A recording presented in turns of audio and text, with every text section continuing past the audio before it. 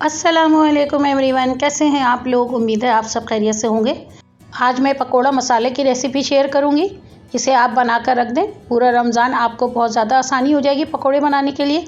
इसे बनाकर किसी एयर टाइट जार में भर कर रख दें और इसे पूरा रमज़ान इस्तेमाल करें। तो चलते हैं रेसिपी की तरफ।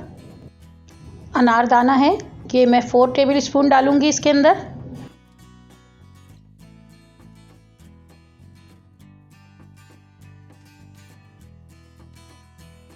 ये साबुत धनिया है, इसको मैंने साफ़ करके कूट लिया है।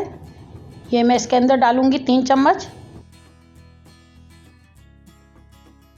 ये चिली फ्लेक्स है, ये कुटी हुई लाल मिर्च है, ये इसको भी मैं 3 चम्मच डालूंगी इसके अंदर। ये अजवाइन है, इसको मैं 1.5 चमची डालूंगी।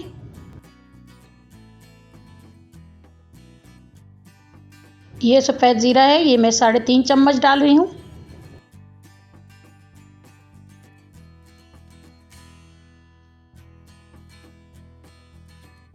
ये हल्दी पाउडर है, मैंने 1 चमची हल्दी पाउडर डाला है। ये लाल मिर्च पाउडर है, मैंने 1 चम्मच लाल मिर्च पाउडर डाला है। ये कसूरी मेथी है, मैं 2 चम्मच भर भर के इसके अंदर डालूंगी।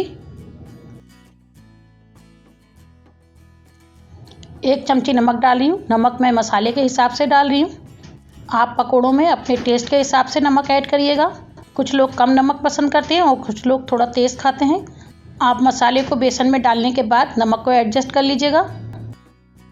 इन सब मसालों को अच्छी तरह से मिक्स कर देंगे। इसे आप बनाकर किसी एयर टाइट जार में भर के रख दें। आपको पूरा रमज़ान बिल्कुल भी मुश्किल नहीं होगी। बस बेसन निकाला, मसाला ऐड किया और बेसन को घोल लिया, बैटर हमारा रेडी हो जाएगा और फिर पकोड़े फ्राई कर लें। 1 कप बेसन के लिए 1 चम्मच काफ़ी होगा। अगर आपको इससे ज़्यादा पसंद है तो आप इसमें और ज़्यादा भी ऐड कर सकते हैं। और नमक भी आप बेसन के हिसाब से एडजस्ट कर लीजिएगा। अगर आपको ज़्यादा मसाला बनाना है तो आप इसकी क्वांटिटी को डबल कर लें या ट्रिपल कर लें। यह हमारा पकोड़े मसाला तैयार है। उम्मीद है आपको मेरी ये रेसिपी पसंद आई होगी। मेरे चैनल को लाइक करें, शेयर करें और सब्सक्राइब करें। Thank you. अल्लाह हाफिज़।